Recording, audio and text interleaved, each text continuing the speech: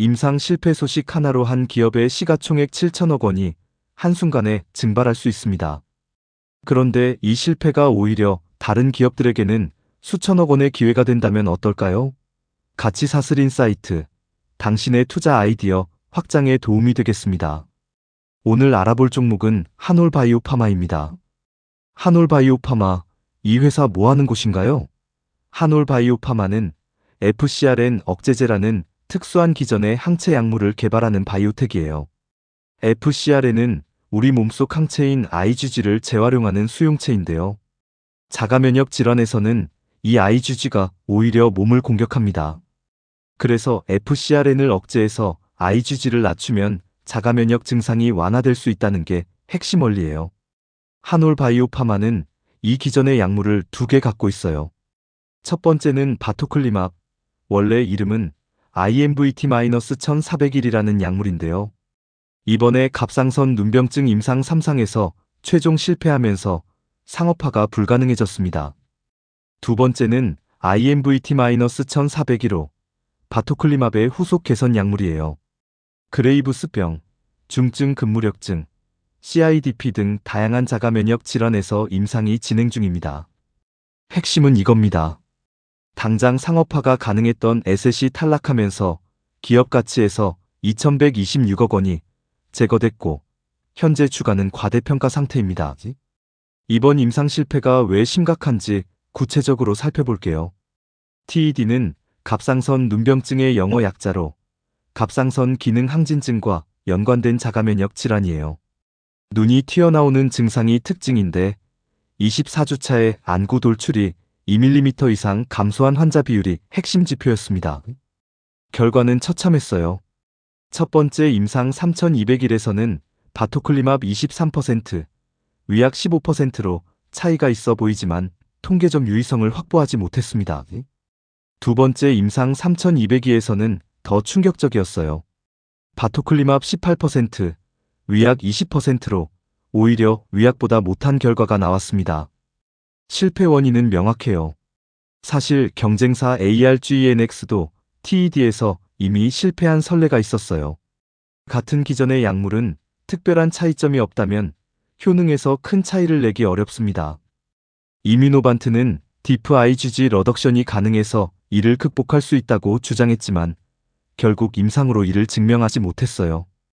이에 따라 올 하반기 발표될 RA 류마티스 관절염 임상 성공 가능성도 낮아졌습니다. 실적 숫자를 보면 한올바이오파마의 본업은 사실 탄탄합니다. 2026년 예상 매출은 1,590억 원으로 영업이익률이 19.6%까지 올라올 것으로 전망돼요. 본업 자체는 성장하고 있어요. 그런데 문제는 지금까지 주가가 임상 모멘텀 기대감으로 크게 올라 있다는 거예요. 바토클리맙이 출시될 경우 TED 적응증 내에서만 최대 37억 달러의 매출을 기대할 수 있었는데 이 기대감이 사라졌습니다. 기업 가치를 계산해보면 IMVT-1400이 가치 1조 9,497억 원에 본업 영업 가치를 더한 총 기업 가치가 약 2조 1,409억 원인데 현재 시총은 2조 8,419억 원이에요. 즉 현재 주가는 22.8% 하락 여력이 있는 과대평가 상태입니다. 이제부터 이 채널의 핵심입니다. 한올바이오파마 임상 실패가 만들어내는 밸류체인, 연쇄 효과를 분석해 드릴게요. 임상 실패는 해당 기업에는 악재이지만 경쟁사와 인프라 기업에는 오히려 구조적 기회가 생깁니다. 크게 네 방향으로 흐름이 나뉩니다. 첫째, 바토클리맙 탈락으로 FcRn 시장 경쟁이 줄어드는 경쟁사 수혜. 둘째, 후속 임상 진행을 위한 글로벌 CRO 임상 수탁 기업 수혜. 셋째, 삼성 바이오로직스 같은 CDMO 항체 의약품 위탁 생산 기업. 넷째, 핵심 에셋 IMVT-1402의 후속 임상 결과를 지켜봐야 합니다. 첫 번째 밸류체인은 FcRn 경쟁사와 자가면역 치료제 수혜 기업입니다. 가장 큰 수혜는 ARGENX예요. ARGENX는 V와 EVGART라는 FcRn 억제제를 이미 중증 근무력증과 CIDP에서 허가받아 판매 중인 회사예요. 바토클리맙이 탈락하면서 이 시장에서 경쟁 약물이 하나 줄어든 거죠. 나스닥에 상장된 ARGX 종목으로 글로벌 FCRN 시장의 대장주입니다. 두 번째는 JNJ의 NIPOCALIMAB예요. JNJ는 TED를 포함해 다양한 자가 면역 질환에서 임상을 진행 중이고 경쟁 약물인 바토클리맙 탈락이 기회가 될 수 있어요. 세 번째로 엠젠의 TEPEGGA는 현재 TED 치료제로 유일하게 허가된 약물이에요. 바토클리맙이 탈락하면서 경쟁 약물 없이 독주 구조가 더욱 강화됩니다. TED 시장에서 최대 37억 달러 매출 기회를 독점할 수 있는 상황이에요. 두 번째 밸류체인은 CRO 임상 인프라와 IMVT-1400이 후속 임상 관찰 포인트입니다. 바이오텍 임상이 계속 확대되면서 임상을 대신 수행해주는 CRO 기업 수요는 꾸준히 증가해요. ICON이나 IQVIA 같은 글로벌 CRO 1위 기업들이 FCRN 후속 임상 수탁에 직접 수혜를 받습니다. 진단 분야에서는 FCRN 억제제의 효과를 측정하려면 IgG 정량 측정 기술이 필수인데 로치 다이어그나스틱스가 분야 글로벌 선두예요. 그리고 가장 중요한 관찰 포인트를 말씀드릴게요. 한올바이오파마의 핵심 에셋 IMVT-1402는 올 하반기 RA 류마티스 관절염 임상 결과 발표가 예정되어 있고 2027년에는 그레이브스병 임상 톱9이 예정되어 있어요. 이 두 개의 임상 결과가 한올바이오파마 주가의 분수령이 될 것입니다. 구독과 좋아요는 큰 힘이 됩니다. 다음 인사이트도 놓치지 마세요. 세 번째 밸류체인은 국내 바이오 생태계 재편과 투자 프레임입니다. 가장 주목할 기업은 삼성바이오로직스예요. 글로벌 CDMO 위탁 개발 생산 1위 기업으로 자가면역 항체 의약품 시장 자체가 성장하면서 수혜를 받습니다. 한올 임상 실패와 무관하게 삼성바이오의 수주 잔고는 계속 늘어나고 있어요. 한올바이오파마 본업 자체는 어떨까요?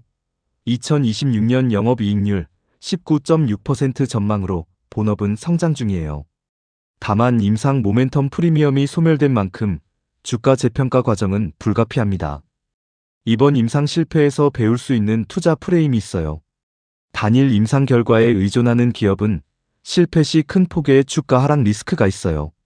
반면 CDMO나 CRO처럼 임상 인프라 기업들은 개별 임상 성패와 무관하게 안정적으로 성장하는 구조입니다. 분산 투자 관점에서 포트폴리오에 임상 인프라 기업을 함께 담는 전략을 고려해 보실 수 있어요. 지금까지 분석한 수혜 관찰 연관주를 한눈에 정리해 드릴게요. 경쟁사 수혜로는 ARGENX와 JNJ의 NIPOCALIMAB 가장 직접적인 수혜를 받고 엠젠의 TPGGA는 TED 독점 구조가 강화됩니다. CDMO 수혜로는 삼성바이오로직스가 글로벌 1위 포지션에서 자가면역 항체 의약품 생산 수혜를 받아요. 임상 인프라로는 ICON, IQVIA 같은 글로벌 CRO 기업들이 수탁 물량 증가 수혜를 받습니다. 후속 관찰 포인트로는 한올바이오파마 IMVT-1402의 2026년 하반기 RA, 2027년 GD 임상 결과가 핵심 분수령입니다. 마지막으로 밸류에이션과 핵심 투자 포인트 정리입니다. DS투자증권은 투자 의견을 매도로 하향하면서 목표 주가를 42,000원으로 낮췄어요. 현재 주가 54,400원 대비 22.8% 하락 여력이 있다는 뜻입니다. 핵심 포인트 4가지를 말씀드릴게요. 첫 번째, TED 임상 3상이 2개 모두 완전히 실패했어요. 특히 3200위에서는 위약보다 못한 충격적인 결과가 나왔습니다. 두 번째, 현재 주가는 과대평가 상태예요. 시총 2조 8,419억 원은 기업 가치 2조 1,409억 원 대비 크게 높아요. 세 번째, IMVT-1400이 가치는 유지됩니다. 1조 9,497억 원으로 평가된 핵심 에셋 가치는 건재해요. 네 번째, RA 임상 성공 가능성은 낮습니다. 디프 IgG 러덕션 주장이 TED에서 입증 실패했기 때문이에요. 추가 리스크도 있어요. 2026년 하반기 RA 임상마저 실패하면 추가 주가 하락 가능성이 있고 GD 임상 지연이나 실패 시에도 추가 리스크가 존재합니다. 오늘의 핵심을 정리해 드릴게요. 한올바이오파마의 바토클리맙 TED 임상 실패는 예견 가능한 결과였습니다. 경쟁사 ARGENX도 같은 기전으로 TED에서 실패한 선례가 있었거든요. 이번 실패로 즉시 상업화 가능했던 2,126억 원짜리 에셋이 사라졌어요. 현재 주가는 이 임상 기대감이 반영된 과대평가 상태입니다. 하지만 동시에 ARGENX, 엠젠, 삼성바이오로직스 같은 기업들에게는 구조적 기회가 생겼어요. 핵심 에셋 IMVT-1402의 2027년 GD 임상 결과를 지켜보며 분할 접근하는 전략이 필요한 시점입니다. 물론 모든 투자의 최종 결정은 반드시 본인의 판단 하에 하시기 바랍니다. 오늘 영상이 도움이 되셨다면 구독과 좋아요, 그리고 알림 설정 부탁드려요. 다음 가치 사슬 인사이트에서 또 만나겠습니다.